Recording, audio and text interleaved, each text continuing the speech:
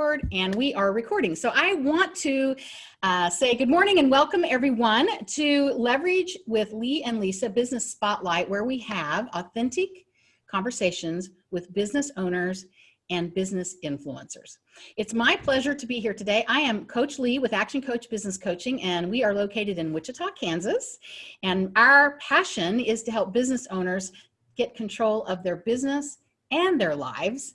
And we're very, very passionate about that. I've been a coach now for 6 years and have helped several hundred businesses now, and it's quite an honor to do the work that I do. My co-host is Lisa Raggio. And Lisa Raggio, would you please introduce yourself and tell our listeners a little bit about you and your business? Thank you, Lee. I am Lisa Raggio with One True North Leadership and Business Coaching Solutions. My brother and I own the business, and it's based out of Valencia, California, a suburb about 30 minutes north of Los Angeles. And we are proud to be in the Action Coach Global family as well. And our focus is on, as Lee said, helping business owners. And One True North is our business name because we really want to help business owners and organizational leaders find and live their One True North. So that's part of our passion and what we do. And I'm so happy to be here today and learn from Chad. Oh, thank you. I'm happy you're here too, Lisa. This has been awesome. And by the way, this is our 12th episode. So congratulations, Chad. You are our 12th guest on our Business Spotlight. So I don't want to wait another second because I know people want to hear about Chad Glenn with 310 Architecture and his story. So I'm going to go ahead and get right to your bio, which I'm going to read because I do not want to miss a word. So Chad Glenn dreamed of drawing all day long. And I love that you always say, I just want to draw. But Chad Glenn has dreamed of drawing all day long since childhood. And after he graduated from Kansas State University with a BS in architecture and entered the workforce, he realized there was much more to architecture than drawing. He discovered his greatest passion was building relationships. He opened 310 Architecture because he saw how important it was to understand the why behind clients' projects, to earn trust, and to be a holistic partner throughout each project. Chad also discovered each project is only as successful as its team. Collaboration, communication, curiosity, and accountability are just a few of 310 Architecture's values that Chad brings to every partnership. When clients and partners work with 310 Architecture, they get more than drawings needed to complete a model or a new build. They get a partner who never settles for what is, but always reaching for what is next. So welcome, Chad Glenn. We're really, really glad that you're here. We are going to give you information on Chad and how to contact Chad and his firm and how to connect with him on social media at the end. So Chad, welcome, welcome, welcome. I'm really glad you're here. And I see you're in your new space, which you have also been designing yourself, and it's a reflection of your organization as well. And I wish people could see it because it has such a great story. And that's one of the things I love about you when you're talking about architecture. You don't just talk about the lines, you talk about the love and the feeling and the history and all of that that's in your and that video that you have on LinkedIn that you just did on that historic building that you're working on in downtown Wichita. It's just amazing. So I want everyone to watch that video because it's touching to me. So let me just tell us how long you've been in business, why you started it, where you are now, and yeah, give us some of those answers because we'd love to hear that about your business. Awesome. Well, thank you, Lee and Lisa. It's great being here. Yeah, we've been around for 7 years now. I've been in the architect profession for, almost 25 years now. Gosh, am I getting that old already? Yeah. So we've been around. We're in Wichita, Kansas is the main headquarters. I do have an office also in Phoenix, Arizona area, and then another one in Northwest Kansas. And we'll kind of talk about the business model a little bit later as far as how that works. And really, you kind of nailed it, Lee, as far as why I went out on my own. It's really truly understanding my clients. And, so many times with architects, they tend to get kind of a big head and it's my building, it's my design, it's my architecture type of attitude. And not with us. We really want to focus on the client, understanding why they're going that direction. Like I said, there's a story behind every piece of architecture out there. It's really uncovering that story to understand what makes the best building for that client. So that's kind of a little bit of history on myself. I love that you said it's uncovering the story of the building. Oh, even if it's a new build, there's still a story behind why. You know, when I drive by these old buildings in downtown Wichita, where my office is located, and I'm in a very historic building, I always wonder the why about how it happened and why did they decide to go ahead and spend that much money to make this beautiful as opposed to that. Or so I love that you're getting into that. What does your ideal customer look like, or your target? If someone calls you with the perfect job, the perfect everything, what would that look like? Well, I'm open to really any projects. I mean, honestly, I enjoy hearing the clients in regards to what their expectations are, what their desires are. I enjoy the clients that are really green, that really don't know a lot about architecture, don't know a lot about building projects, because it's a lot more fun to kind of walk beside with them and to really kind of be their guide as we walk through there and say, you know, have you ever done a project before? No, we've never done a project before. Okay, well, do you have insurance? Do you have a realtor? Do you have, you know, a contractor that you work with? You know, where do you get your equipment from? And really start unpacking as far as why they're wanting to do this and what their experience are, and then holding their hands. Because like I said, we take more of a holistic approach when we take our projects on. Mm-hmm. So really not just drawing the lines, we figure out what they do know and what they don't know, and then help plug them in. And because, you know, architects are kind of compared almost like a quarterback on a football team. There's so many different people within that team that we are able to kind of reposition things and hand the ball off to a certain player or put the ball to another person's hand to kind of run that project to make for a good project in the end. Wow, that is a great explanation of that, isn't it? Because you know, and when Chad and I started working together, I'm like, well, what does an architect do? And I'm learning so much from that. Even though their name is usually not on the ultimate ending project, unfortunately, they have so much to do with a lot of it, right? Yeah. I would rather not have my name on the end project. I mean, my goal is for nobody ever to see that, hey, this is a 310 project. No, this is your project. You, the client. This looks exactly like you. So, okay. Yeah. So it's funny you say that, but I'm like, no. A lot of architects, you're right, feel that way. I want my name on this deal. No, yeah. I don't. I want my client's name on this deal. Well, it sounds like another thing I'm hearing from you is that, as in many industries, you're educating people. You're working with the green people, who really don't know about architect, or that's one of your faves to work with. And I think that's powerful, that education. Because like Brad Sugar says, an educated client is your best client. They understand when they begin to understand how and the why. So good. Yeah. I also heard your commitment to being customer centric. If you don't want 310 to be, you know, anywhere in regards to the outcome of it, you want them to take ownership of it and them to feel the pride in regards to it. And then my ears peaked up when you talked about having more than one location, and talked about having, you know, another in Kansas, but one in Arizona. And I thought, what must have been the journey like behind that when you decided to move forward and open up another location? And why did you decide to go that way? And what's something you could share that would be helpful to listeners? If you had to give 3 tips on scaling, what would that be? Yeah, that's a great segue into the question about, tell us about your business model, because he is super passionate about this business model, which is starting to take off now. And yeah, go ahead. I love it. Yeah, no, that's a great question too, Lisa, because it's right. I didn't open those offices there. I think that's the key, and that's what makes this little business model different. So I have this, it's more of a commission-based business model. A lot of architecture firms, you have kind of a top-down mentality. So you have the owners on the name, they have their names on the door and all these different names, and all the employees kind of work underneath that. Well, this is more of an independent business opportunity. So my partner, and I call him the partner, out in Arizona, he's lived out in Arizona for 15 years now. And I knew him back where I grew up in a small town in Southwest Kansas. I knew him from there. And so we partnered up, and he basically started that office out there. And I run the marketing side, the business side, all the logistics side of that office, basically. So I allow him to be an architect, a designer, because that's what he's good at. And then I help take over kind of the business model type situation. So same with the thing up with the lady up in Northwest Kansas. She's just recently came on board.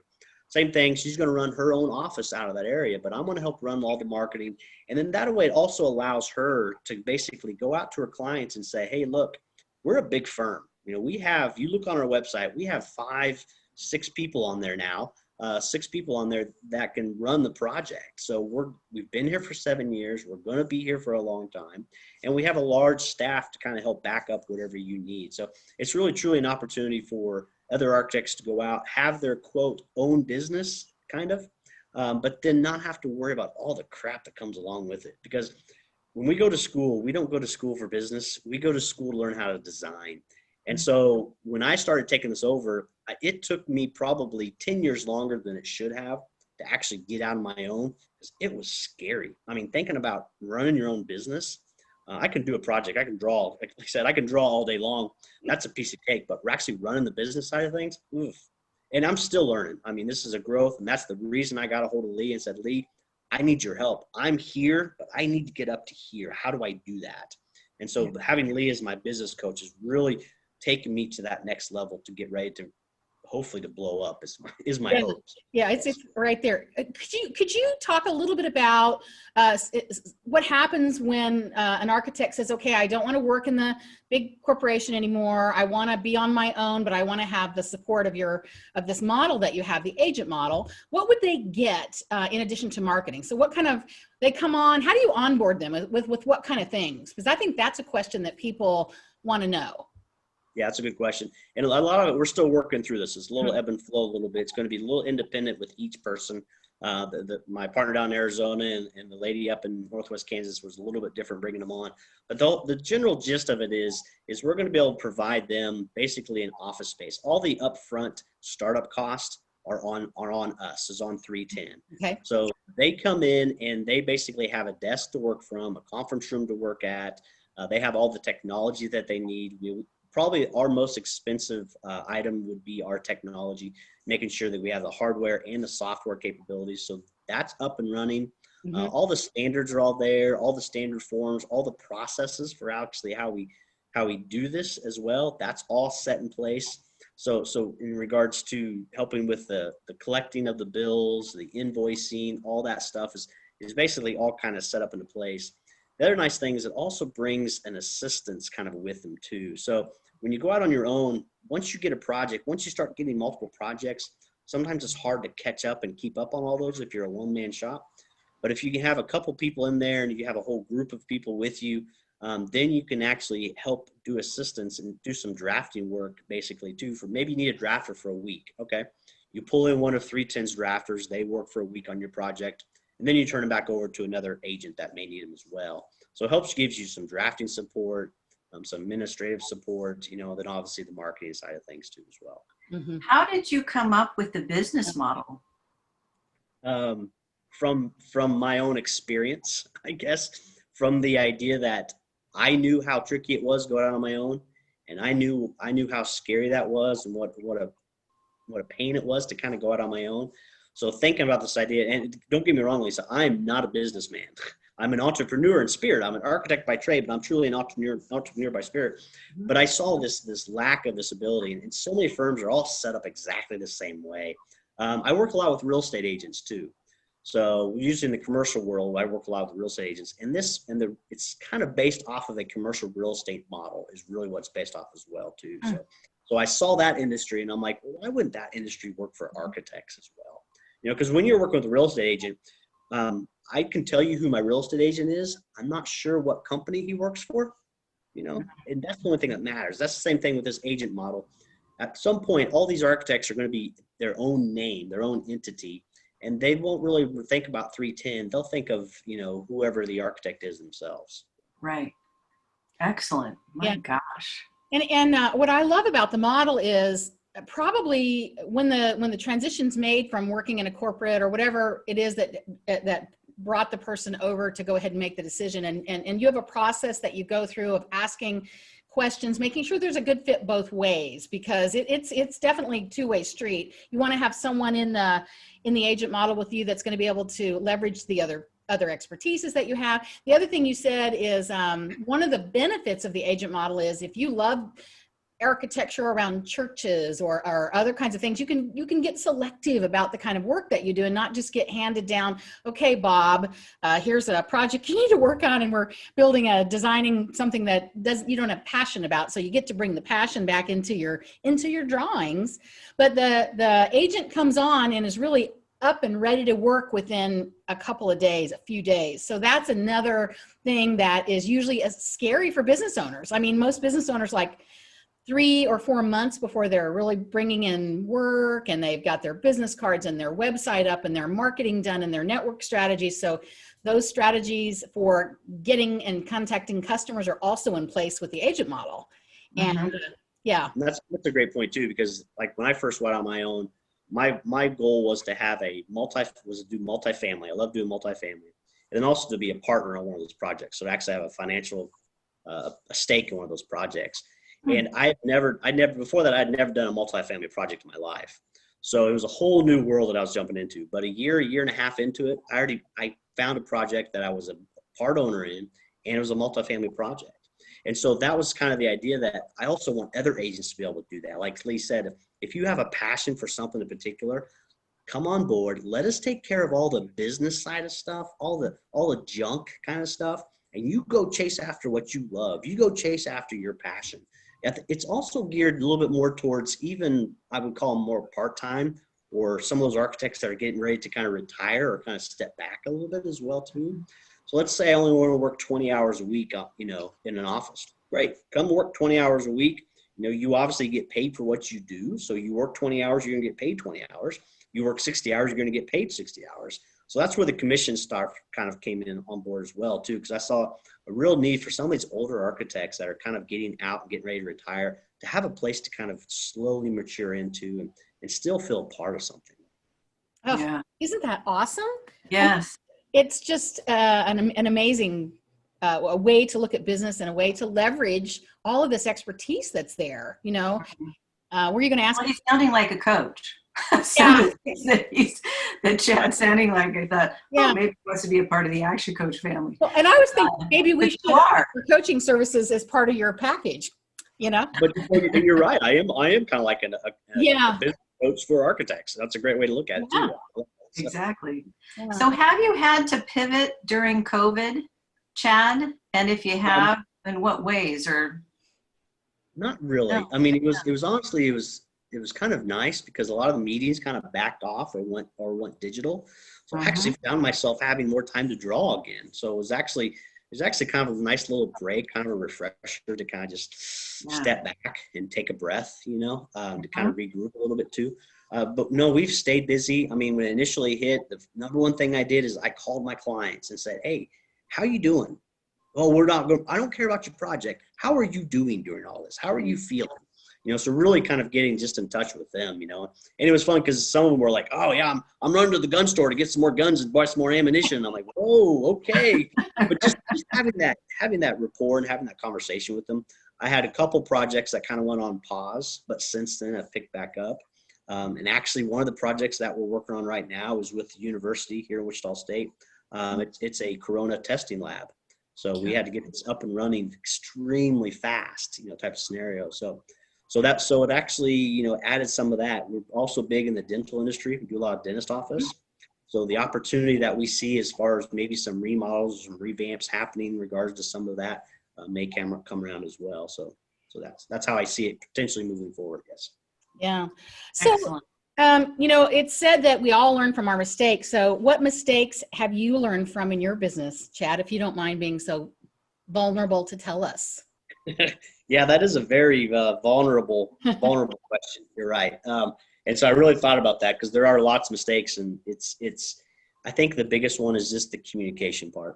Really learning to communicate with your clients, with your employees, just all around. I mean, your consultants. I don't think it's not possible to over communicate. It's kind of what I've kind of experienced. And so I think there's a lot of, even in my world, like I said, I deal with a lot of green clients. So that education piece, oftentimes you'll kind of talk to a client and say, hey, you understand? They're like, oh yeah, I get it. And come, a month down the road, you realize they didn't get it. So really trying to unpack with them and getting them in a vulnerable state to say, hey, it's okay to say you don't know. So let's kind of work through that. So really kind of focusing on education of those clients and never assuming that anybody knows exactly what's going on, to really kind of break that down in a soft, gentle way too, though. So I think the communication part is probably the biggest lesson that I've had to learn over these past 7 years is how to work through that. What are some strategies for improving communication that you've implemented? It's a lot of just phone calls. I mean, it's a lot of just being raw, calling them up, sitting down with them. I mean, even just the initial meeting too. I mean, oftentimes I sit there and say, we're not going to draw for probably a couple meetings. I really want to get to know who you are. I really want to understand who you are. We're not going to start focusing, because it's so easy. Oftentimes clients come in and say, well, I want 2 12-by-12 offices and a conference room and this, and so oftentimes architects will just sit there. That's our nature, is just to draw. Okay, well, we'll do a quick sketch. Here you go. We're going down the road. But to truly kind of start stepping back and say, okay, let's step back a little bit. Why are you even doing this project? What's your goals? What's your desires for all of this? Because, a brand new building may not be the answer. And so there's times where I may actually talk myself out of a project or out of a bigger project. Because we can sit there and say, well, let's just look at what you have now. And maybe we just revamp it a little bit. So really it's sitting down with them early on and really having a good line of communication up front to kind of work through that. It's probably the biggest thing is, up front, just getting that communication started and keep focusing on that. I love that one of Brad's quotes he always says is, communication is the result you get. So you may say, but if someone doesn't understand what you said, then the communication doesn't exist, really. And you said it's not possible to over communicate. So that's going to be my new mantra. I believe that. I mean, that all this stuff that's going on with COVID is around communication, or the problems that are occurring from it, So that's great. Thank you for that insight. I appreciate it. So here's a loaded question, and you talked about this just a little bit, but how have you personally benefited from coaching? Well, it's gosh, where do I even start with this question? And no, you're not paying me to do this. I want to make sure that's clear. It's in a paid advertisement in any sort of way. It's a lot like your health is kind of how I examine it. Okay. It's how everybody's out there looking for this magic pill. I want to lose 20 pounds and be able to look good in my bikini this summer or whatever. Everybody's looking for that magic pill for your health. And I think business oftentimes is the same way too. And to be honest, I was probably thinking that way too, as far as I want this magic pill. I want this magic pill just to take all this stuff and to do it for me type of mentality. But that's not very authentic either. First of all, it's not very authentic. Second of all, it's not sustainable. Mm-hmm. So it's much like a personal trainer when you're talking about health. Somebody that's going to sit in there, tell you, hey, here's how you can eat. Here's how you should eat. Here's how you should exercise. Here's how you should do all this and that. But in the long run, it's still up to you to be able to do that. And that's the same thing I think with Action Coach has done too. That if Lee's helped put all this stuff in place and all this stuff in front of me and really said, here's all the tools and here's all the abilities, here's all the things you can do. Now it's kind of up to you to kind of take that on. Mm-hmm. I think the beauty of that though is it also keeps it more authentic. Because, and I think Lee can attest to that, I have a very different way of looking at things, especially not just in the business world, but in architecture especially. And so being able to keep that authenticity of who I am with my business is such a great thing that Action Coach allows me to do as well. Oh, that was really a great way to describe that. I appreciate that very much. And it does make sense. It is like health. There are no secrets. I mean, we've been getting some of the secrets, but we've had to get them and work for them, haven't we? So yeah. Well, this is where it's been painful at times. Yeah, I know. It's been so good. I mean, you've pushed me past my comfort zone. I mean, we talked a little bit about the video that I did on LinkedIn. Yeah. I did not want to do that. I mean, it's just, but Lee really kind of being there, kind of pushing me along to, it's just like a personal trainer. Come on, one more. You got one more in you. You got one more in you. So thank you, Lee, for that. You're absolutely welcome. Chad, Lee coached me because before COVID, I didn't do anything on camera. So it was her kind of saying, come on, let's try this. Let's do this. And I said, okay. And it's taken me some while to get used to it. But now we're in a groove, we're in a flow. And I wouldn't have done that without Lee, supportively pushing me in the right direction. One of my superpowers is pushing people and helping them see their best self. That's one of my superpowers. I love it. And I love what the results are that I get out of it. So, well, we only have just a couple of minutes. I have learned so much, even though I talk to you every single week, Chad. I've learned so much from you today. And it really helps me to be even more excited about our next coaching session.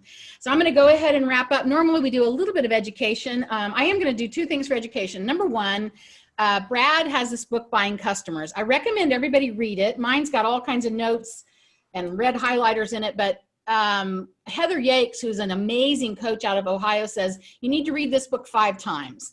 It's really a really great book, and it has a lot of the foundations of the things that Chad and I are working on that you could even work on your own. The other thing, Chad and Lisa, before we went live today, we're talking about Simon Sinek and how every single day he gives some kind of information, quick tidbit on leadership.